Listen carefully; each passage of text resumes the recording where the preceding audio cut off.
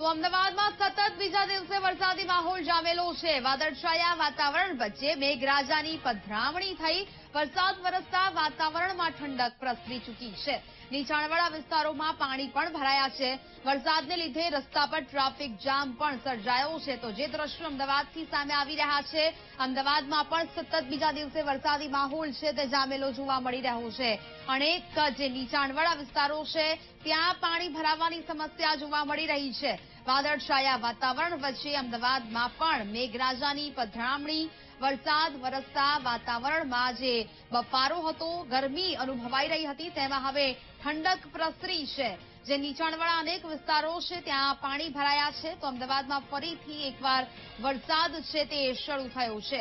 વરસાદને લીધે રસ્તાઓ વચ્ચે ટ્રાફિક જામ પણ સર્જાયો હોય તેવા દ્રશ્યો જોવા મળી રહ્યા છે।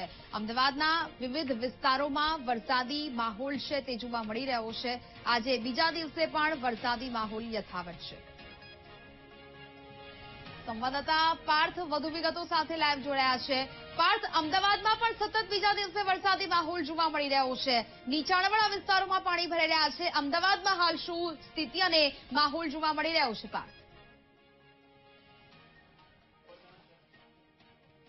જી, ગઈકાલે સાંજે 7 વાગ્યાથી અમદાવાદના અનેક વિસ્તારોમાં વરસાદની શરૂઆત થઈ હતી અને લગભગ 8 વાગ્યાની વાત કરવામાં આવે તો 8 વાગે સમગ્ર અમદાવાદમાં મુશળધાર વરસાદ પડ્યો હતો। વરસાદના કારણે અનેક જે વિસ્તાર છે, નીચાણવાળા વિસ્તાર છે, તેમાં પાણી ભરાઈ ગયા હતા। મહત્વની વાત કરવામાં આવે તો રાજ્યના હવામાન વિભાગ દ્વારા આગાહી કરવામાં આવી છે કે આવનારા જે 6 થી 7 કલાક છે તે અમદાવાદ શહેર માટે ખૂબ જ ભારે છે। જે સિસ્ટમ અત્યારે એક્ટિવ થઈ છે અમદાવાદના જે વાતાવરણમાં તેનાથી ચોક્કસથી કહી શકાય કે આવનારા 6 થી 7 કલાક અમદાવાદ શહેર માટે ખૂબ જ ભારે છે। અમદાવાદના વિસ્તારોની વાત કરવામાં આવે તો રખિયાલ, બાપુનગર, સરસપુર, ઠક્કર બાપાનગર, નરોડામાં પાણી ભરાઈ ગયા હતા। આ ઉપરાંત ગઈકાલે રાતની બિલકુલ પાર્થ, આભાર વિગતો સાથે જોડાવા બદલ। તો હાલ તો સતત બીજા દિવસે અમદાવાદમાં પણ આ વરસાદી માહોલ જોવા મળી રહ્યો છે।